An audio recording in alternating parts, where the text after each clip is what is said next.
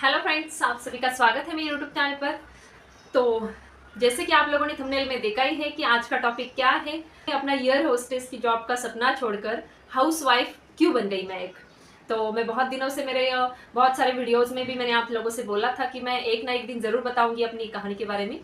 तो सोचा चलो आज मैं ना इसके ऊपर एक डिटेल में वीडियो बना ही देती हूँ, क्योंकि बहुत से लोगों के मन में डाउट है कि भाई ऐसे क्या है कहानी इनके पीछे की। तो बहुत सारे लोगों को जो हमारे आसपास के जो है हमारे मतलब रिलेटिव्स वगैरह उनको तो ऑलरेडी पता भी है ये बात। तो ये बात है 2013 की, मतलब 2013 की। तो 2013 में मेरी शादी हुई थी। दो कोलकाता गए क्योंकि हमारे साहब जी की पोस्टिंग कोलकाता में थी। तो वो ये कोलकाता एयरपोर्ट पे जॉब करते थे, ठीक है। तो उसके बाद मैं 2013 में शादी होने के बाद 2013 का जो पूरा साल है हम लोग बस यहाँ वहाँ घूमते रहे। मतलब मैंने कुछ नहीं किया, बस घर पर ही बैठी रही और बस यहाँ वहाँ घूमते थे और बस मज़े में ही 2013 काट लिया, ठीक है। तो उसके बाद आया 2014 का साल आया। तो फिर उसमें साहब जी ने मुझे बोला, यार तू ना, तेरा एजुकेशन भी है और तेरा हाइट वेट मतलब सारी चीज़ें, तेरी पर्सनालिटी भी परफेक्ट है, तो तू एयर होस्टेस के इंटरव्यू क्यों नहीं देती है। तो एयर होस्टेस की जॉब एकदम आराम से कर सकती है। तो मैंने भी सोचा हाँ यार, मुझे भी लगता है, जब फ्लाइट से आते जाते थे हम लोग तो मुझे भी मतलब उनकी तरफ देख के ऐसा लगता था। तो फिर हम लोगों ने डिसाइड कर लिया कि मैं एयर होस्टेस के इंटरव्यू देना अभी स्टार्ट कर दूंगी। तो फिर हम लोगों ने स्टार्ट कर दिया, क्योंकि साहब जी कैसे ना, हमारे मतलब मेरे जो हस्बैंड है वो हमेशा एयरपोर्ट पे जॉब कर, मतलब वो एयरपोर्ट कोलकाता एयरपोर्ट पे जॉब करते थे वो। तो कोलकाता एयरपोर्ट पे जब वो जॉब करते थे तो वो ऐसे डिपार्चर गेट पे, बोर्डिंग गेट पे उनकी ड्यूटी हुआ करती थी। तो उसमें क्या होता था ना कि एयरलाइंस के जितने भी स्टाफ है, तो एयरलाइंस के अलग अलग एयरलाइंस का स्टाफ उनके बहुत जान पहचान का मतलब हो गया था। तो एयरलाइंस का स्टाफ था, फिर हमारे साहब जी के जान पहचान का हो गया था अच्छे तरीके से। तो इसलिए फिर साहब जी भी उनसे बोलते थे कि मेरी वाइफ को ना एयर होस्टेस का इंटरव्यू देना है, तो आप लोग जब वैकेंसीज वगैरह निकलेंगे तब आप लोग बता दिया करना। तो उन लोगों ने भी ये किया उनको कि हाँ ठीक है सर, हम आप लोगों को बता देंगे कि जब जब वैकेंसीज निकलेंगे भाई एयरलाइंस के, तो हम लोग आपको बताया करेंगे। तो वैसे ही एक दिन ऐसे ही हुआ 2014 साल में।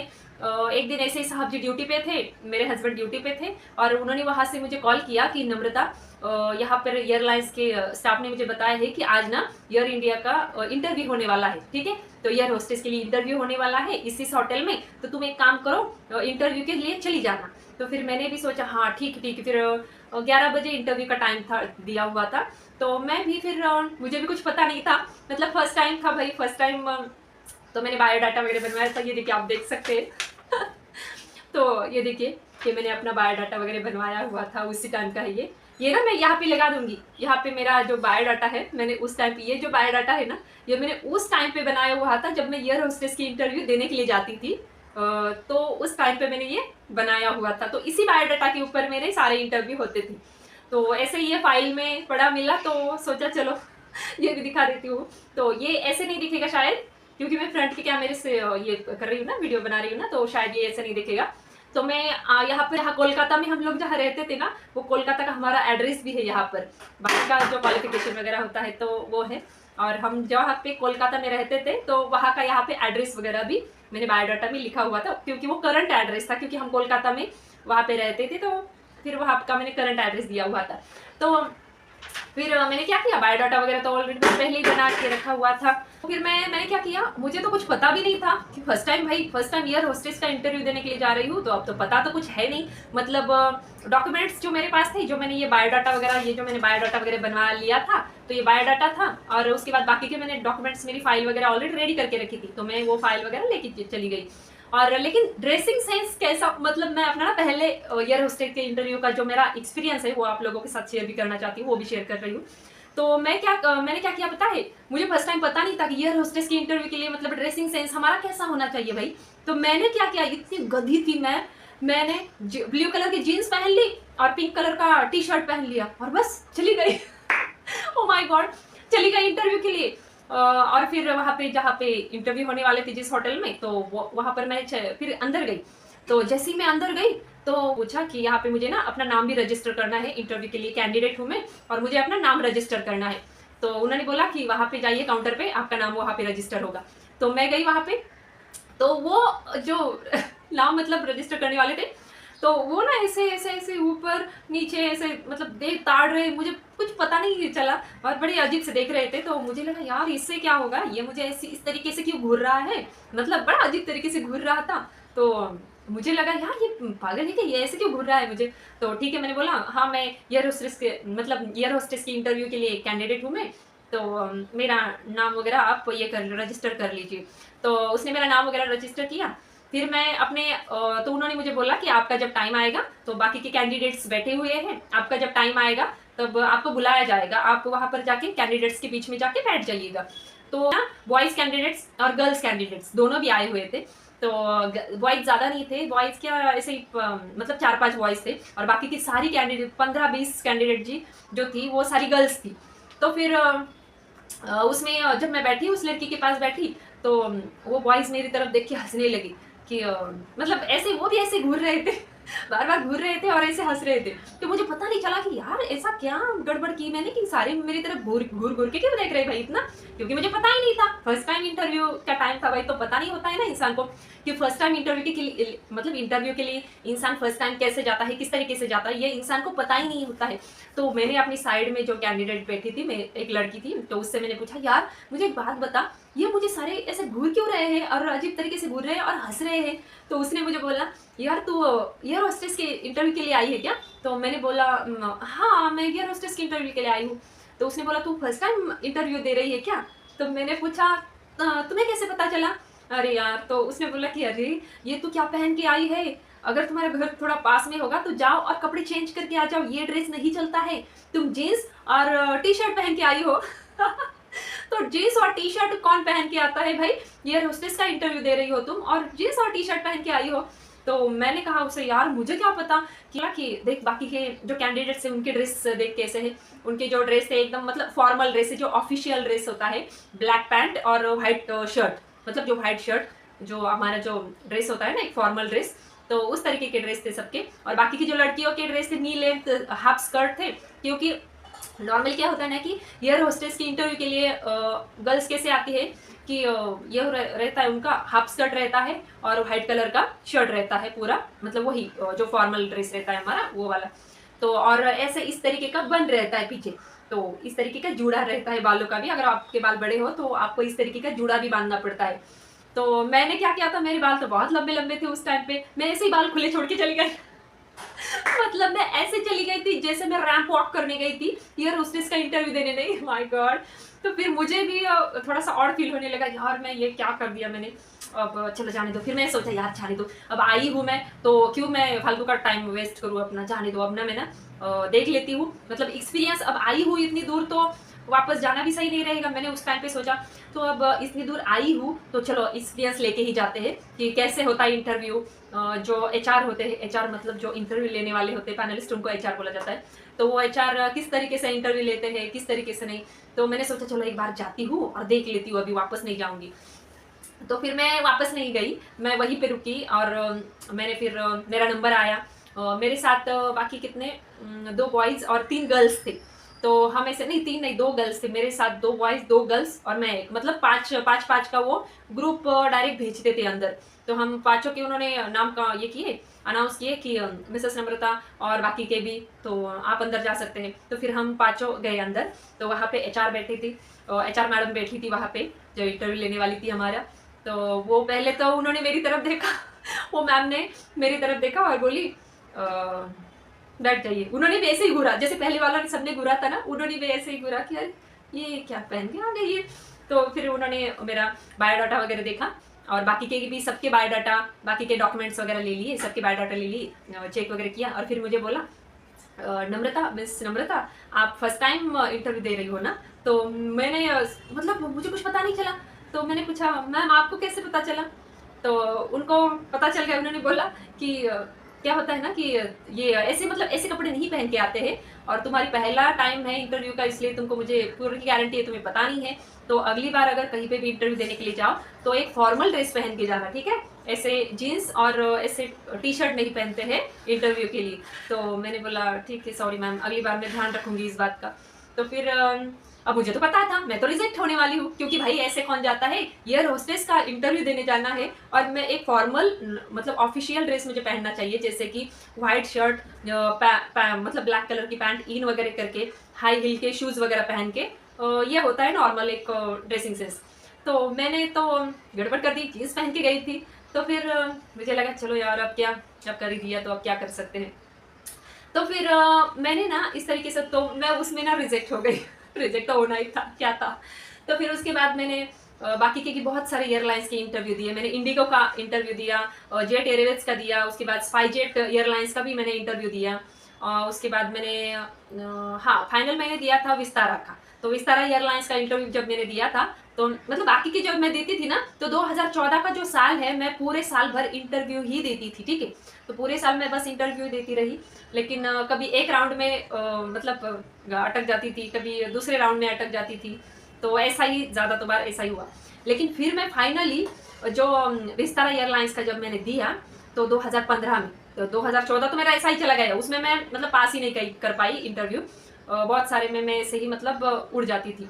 लेकिन फाइनली 2015 में फिर मैंने विस्तारा एयरलाइंस का, क्योंकि मैं अभी एक्सपर्ट हो चुकी थी ना, इंटरव्यू दे दे के मैं बहुत अच्छे तरीके से एक्सपर्ट हो चुकी थी। मुझे पता था कि कैसे जाते हैं, कैसे बात करते हैं जो, और इंग्लिश स्पीकिंग के मैंने क्लासेस भी लगाए हुए थे, क्योंकि उसमें क्या होता है ना कि फ्लुएंसी बहुत इंपॉर्टेंट होती है आपकी। जो आप जो एयर होस्टेस का इंटरव्यू देते हो, तो उसमें ना आपकी जो इंग्लिश बोलने का तरीका है ना, एकदम फ्लुएंटली इंग्लिश बोलना होता है आपको, उसमें आपको एकदम फ्लुएंसी होनी चाहिए बोलने में। तो फिर मैंने इंग्लिश स्पीकिंग के क्लासेस भी लगाए हुए थे। तो उसके बाद मैंने विस्तारा एयरलाइंस का इंटरव्यू, फर्स्ट राउंड था, सेकेंड राउंड था, वो पास कर लिया। तो अब बारी आई थी मेरे फोर्थ राउंड की। तो फोर्थ राउंड की बारी आई थी, तो मुझे लगा वाह अब तो टेंशन नहीं रहा, चलो भाई फोर्थ राउंड अभी मतलब 3 राउंड पास कर लिए, क्योंकि मेरा हाइट वेट सब कुछ एकदम परफेक्ट बैठता था उसमें। तो फिर मैंने बस वो सारे राउंड पास कर लिए थे। अब मुझे मेल आया हुआ था कि आप फोर्थ राउंड के लिए आ जाइएगा, ठीक है। तो मुझे मेल आया, तो बस जाना ही था। तो बस तभी बहुत क्या बताऊँ, तभी मुझे पता चला कि मैं प्रेग्नेंट हूँ। तो मेरे हस्बैंड और हमें दोनों को पता चला कि मैं प्रेग्नेंट हूँ। तो अब क्या करें, फिर अब आगे क्या क्या होने वाला है। बहुत सारी चीज़ें मेरे लाइफ में होने वाली थी, और वो मुझे कुछ भी पता नहीं था कि मेरे लाइफ में इतनी सारी चीज़ें आगे होने वाली है। तो फिर अब पता नहीं अब क्या करें क्या नहीं करें, क्योंकि अभी मुझे तो फाइनल राउंड के लिए जाना है। तो अभी अगर फाइनल राउंड भी मुझे पूरा यकीन था कि मैं फाइनल राउंड भी अब मतलब ये कर लूँगी, पास कर ही लूँगी मैं। तो फाइनल राउंड ज़रूर पास कर लूँगी। लेकिन प्रॉब्लम हुआ कि मेरी प्रेगनेंसी की मतलब फिर बच्चे को छोड़ दे। फिर प्रॉब्लम हुई कि 2015 में फिर डिसीजन लेने की बारी आई मेरी लाइफ में कि या तो सपना छोड़ दो या फिर अपने बच्चे को छोड़ दो। अब मेरी जगह पे और कोई होती तो वो भी शायद जो मैंने किया मुझे लगता है वही करती, बच्चे को तो नहीं छोड़ पाती भाई। तो मैंने भी वही किया जो बाकी की लेडीज करती है या फिर करेगी, अपने सपने को मैंने वहीं पे छोड़ दिया। फिर मैं चौथे राउंड के लिए नहीं गई। फिर हम लोगों ने डिसाइड कर लिया है कि मतलब उसके बाद फिर हम दोनों हस्बैंड वाइफ ने डिसाइड कर लिया कि अब इंटरव्यू के लिए मतलब वो जो बाकी का फोर्थ राउंड बचा था, अब तुम मत जाओ, अब रहने दो। बाद में हम जॉब का क्या है, एयर होस्टेस का जॉब बाद में कर लेना, लेकिन पहले बच्चा इंपॉर्टेंट है। तो बच्चे को नहीं गिराते हैं हम लोग, और बस प्रेगनेंसी को रखते हैं ऐसे ही। तो फिर हम दोनों ने भी फाइनल डिसीजन ले लिया कि जाने दो, अभी फाइनल राउंड के लिए मुझे नहीं जाना है, और बस अभी प्रेगनेंसी को ये करना है। तो फिर उसके बाद फिर हम लोग चले गए डॉक्टर के पास। फिर क्योंकि डिसीजन लिया था कि अब बच्चा हमें मतलब बच्चा ही चाहिए हमें, प्रेगनेंसी को नहीं गिराना है हमें, और बच्चे को नहीं गिराना है, सपने को छोड़ दिया। फिर मैंने वहीं पे मेरा जो एयर होस्टेस बनने का जो सपना था एकदम नज़दीक आया था, तो बस मैंने वहीं पे मेरा सपना छोड़ दिया। और उसके बाद फिर तो उससे भी ज़्यादा मेरे जीवन में बहुत सारा भूचाल आया, क्योंकि फिर 7 मंथ हो गए। 7 मंथ के बाद फिर मैं मेरे मम्मी पापा के घर चली गई, और फिर मम्मी पापा के घर जाने के बाद फिर 9 मंथ कंप्लीट हुए। और 9 मंथ कंप्लीट होने के बाद डॉक्टर ने बोला हुआ था कि बच्चे के गले में कुछ नाल वगैरह फंसा हुआ है, वो दिक्कत है। तो अचानक से 9 मंथ जब कंप्लीट हुए, तो एक दिन ऐसे ही लेबर पेन होने लगा, और फिर हम लोग सुबह डॉक्टर के पास गए। तो डिलीवरी वगैरह हुई, तो डॉक्टर ने बोला कि बच्चा तो पेट में डेथ हो चुका है। तो फिर मेरे लाइट लग गए भाई कि ये क्या हो गया मेरे साथ, कितना भद्दा मजाक किया, मतलब जिंदगी ने मेरे साथ कितना भद्दा मजाक किया कि मेरा सपना भी छूट गया, जहाँ पर इतने दिनों से 1 साल से मैं एयर होस्टेस के लिए ट्राई कर रही थी। पूरा 2014 का साल मैंने इंटरव्यू में ही ये किया, और जब मैंने इंटरव्यू सारे पास कर लिए, जब मैंने सब कुछ कर लिया और बस मेरा सपना पूरा ही होने वाला था, तभी भगवान ने प्रेगनेंसी की गुड न्यूज़ दे दी। फिर क्या था, फिर ज़िंदगी ने इतना भद्दा मजाक किया मेरे साथ कि मेरा सपना भी पीछे छूट गया। मेरा जो एयर होस्टेस बनने का सपना था वो भी मैंने पीछे छोड़ दिया। वो भी मैंने इसके लिए मैंने वो भी छोड़ दिया कि जाने दो, सपने का क्या, सपने तो पूरे होते रहेंगे, लेकिन बच्चा इंपॉर्टेंट है। लेकिन फिर क्या, फिर भगवान ने मेरा बच्चा भी छीन लिया। तो अब सब कुछ तहस नहस हो चुका था। लेकिन फिर हम दोनों ने ये नहीं किया। फिर आया दुख का जो समय था ना, दुख की घड़ी आई हमारे जीवन में। लेकिन फिर हम लोगों ने ये नहीं किया कि दुख को लेके ज़्यादा बैठे नहीं कि यार जाने दो, अब जो नसीब में था उसको मैंने भी एक्सेप्ट कर लिया कि जाने दो, अब मेरे नसीब में ही शायद ये लिखा होगा, इसलिए हुआ होगा, जाने दो, अब क्या भगवान को दोष देना। फिर हमने बस फिर मैं उसके बाद जब सब कुछ हो गया, फिर वापस आ गए हम, फिर से वापस कोलकाता आ गए।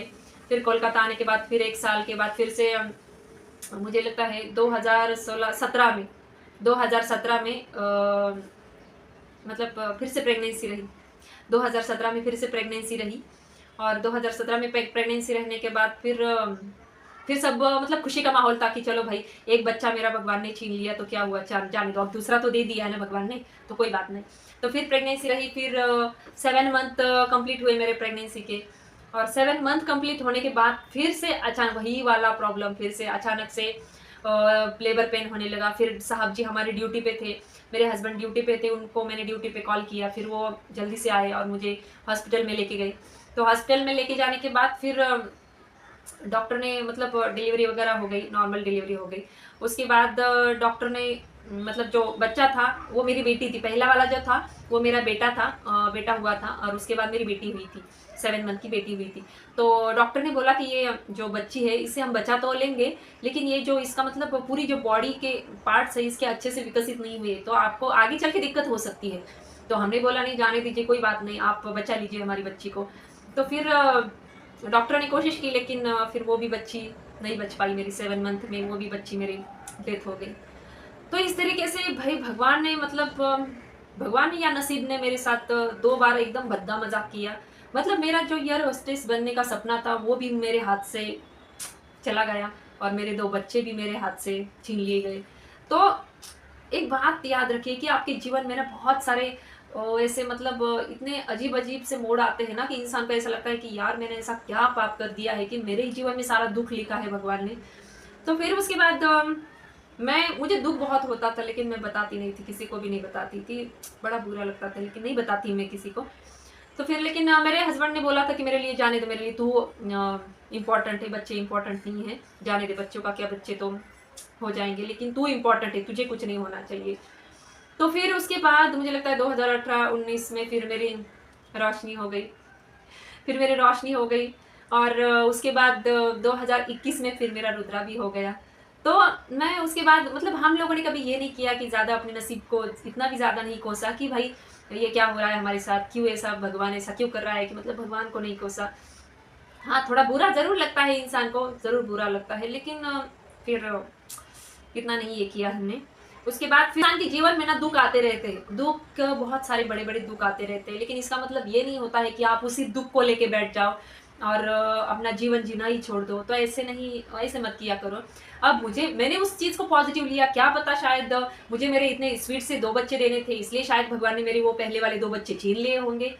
और रही बात एयर होस्टेस के बनने की, तो शायद मुझे और भी इससे भी कुछ देना होगा भगवान को, इसलिए मेरे एयर होस्टेस बनने का वो जो सपना था वो भी भगवान ने छीन लिया शायद। तो ऐसा भी हो सकता है।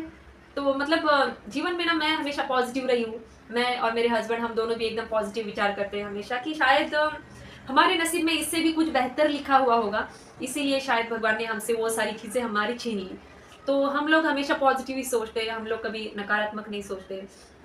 और हम दोनों हस्बैंड वाइफ हमेशा बस खुश रहते हैं हमेशा, और इसीलिए तो आज इतने हैप्पी लाइफ जी रहे हैं। और बस अब देखिए, होता है इंसान के जीवन में यार। तो मैं समझती कि वो जो काल था मेरा, वो एकदम बुरा समय चल रहा था मेरा, दोनों बच्चे, मेरे भगवान ने दोनों बच्चे भी छीन लिए, मेरी एयर होस्टेस की जॉब भी छीन ली। तो वो शायद बुरा समय था, मेरी ज़िंदगी का बहुत बुरा समय था। लेकिन बुरा समय चला गया, फिर से मेरे 2 बच्चे, भगवान ने फिर से मुझे 2 बच्चे दिए, मेरी रुद्रा रोशनी, एक बेटा एक बेटी, और बस अब फिर से ज़िंदगी फिर से अच्छी चलने लगी। तो मैं यही मानती हूँ कि हमें ज़िंदगी में ना हर चीज़ में भगवान को भी नहीं कोसना चाहिए इतना, क्योंकि क्या पता शायद भगवान को हमें ना कुछ और उससे भी ज़्यादा बेहतर देना होता है, इसलिए शायद कुछ चीज़ें वो हमसे छीन लेता है। तो हम लोग ऐसे ही पॉज़िटिव सोचते थे हमेशा। तो बस इसी तरीके से फिर क्या, फिर मेरा एयर होस्टेस बनने का सपना वहीं पे छूट गया। फिर मैंने कभी ट्राई ही नहीं किया और सोचा भी नहीं फिर कि कभी। लेकिन जब मैं एयर होस्टेस की इंटरव्यूज़ वगैरह, अलग-अलग इंटरव्यूज़ अलग-अलग होटल्स में वगैरह जाती थी, वो लाइफ़स्टाइल मैं अभी भी, लेकिन मैं अपने आप को ना अभी भी मेंटेन करके रखती हूँ। मेरी शादी को अभी 12-13 साल हो गए हैं, लेकिन मैं खुद को अभी भी मेंटेन करके रखती हूँ। मैं ऐसा नहीं सोचती हूँ कि क्या हुआ कि भाई मेरा एयर होस्टेस बनने का सपना भी चला गया, मेरे 2 बच्चे भी चले गए, और मैं ये सब चीज़ों को लेके नहीं बैठती हूँ। मैं एक मतलब अच्छी और हैप्पी लाइफ़स्टाइल जीती हूँ हमेशा। मेरे बच्चों को भी, मेरे बच्चे भी अब बहुत ही प्यारे-प्यारे बच्चे हैं। सब कुछ अब बहुत अच्छा चल रहा है। तो क्यों यार, क्यों भगवान को दोष देना और क्यों अपनी नसीब को दोष देते हुए बैठना, और मुझे नहीं लगता ये सारी चीज़ें सही है। तो अपनी ज़िंदगी में ना, बताने का तात्पर्य इतना ही है मेरा कि अपनी ज़िंदगी में कितने भी संकट आ जाए, कितनी भी समस्या आ जाए, उससे आप ना पीछे मत हटना, प्लीज़ यार, पीछे मत हटना। बस जो सत्य है, सत्य को स्वीकार करने की हिम्मत रखिए। सत्य को अगर आप लोग स्वीकार करोगे ना, तो जीवन में सब कुछ अच्छा ही होता रहता है। सत्य को स्वीकार कीजिए और उस भगवान के ऊपर बस भरोसा रखा कीजिए, क्योंकि मैंने वही किया। मैंने हमेशा सत्य को स्वीकार किया और बस मेरे भगवान के ऊपर भरोसा रखा। बस मेरे भगवान ने मेरी ज़िंदगी में इतनी सारी कठिनाइयों से गुज़री हूँ मैं, इतने सारे मतलब बड़े-बड़े संकट आ गए, तो उन सबसे भगवान ने मुझे बाहर निकाला, और फिर अब बस सब कुछ हैप्पी-हैप्पी, सब कुछ अच्छा चल रहा है मेरी लाइफ़ में। तो होता है, कुछ बुरे दिन भी आते हैं, तो बुरे दिनों को हमें भुलाना पड़ता है। और रही बात सपनों की, तो कुछ सपने ऐसे होते हैं जो अधूरे रहने के लिए ही आते हैं, ये बात याद रखना, ठीक है? तो ये मत किया करना, क्या पता शायद बेहतर, उससे भी कुछ बेहतर मिलने वाला होगा आपको, तो मैं तो यही समझती हूँ। तो कोई बात नहीं, वो मेरा एयर होस्टेस बनने का सपना पीछे छूट गया, मतलब मैंने वो, मेरे ही तरफ से मैंने छोड़ दिया उसको, तो कोई बात नहीं।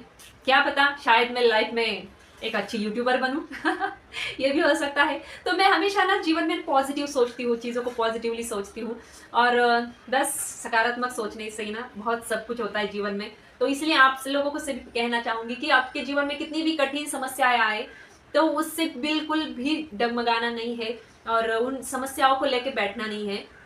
बस मज़े में रहिए, अच्छे रहिए, और अच्छी मतलब जो सकारात्मक चीज़ों के बारे में सोचते रहिए, और जो सच्चाई है अपने जीवन की उसे एक्सेप्ट करते रहिए। बस बाकी सब कुछ अच्छा ही होता रहेगा आपके पास। ठीक रहा कीजिएगा, भगवान के ऊपर बस भरोसा कीजिए। जीवन में सब कुछ अच्छा होता है, लेकिन समय को हमें थोड़ा-सा समय देना पड़ता है, ठीक है? तो समय को थोड़ा-सा समय दिया कीजिए, और जो कुछ अपने जीवन में आपके कुछ भी दुःख आते हैं, तो उनका भूलने की कोशिश किया कीजिए, ठीक है? तो ऐसे ही हमेशा हैप्पी रहिए, हेल्दी रहिए। फिर मिलेंगे अगले वीडियो में, तब तक के लिए थैंक यू वेरी मच।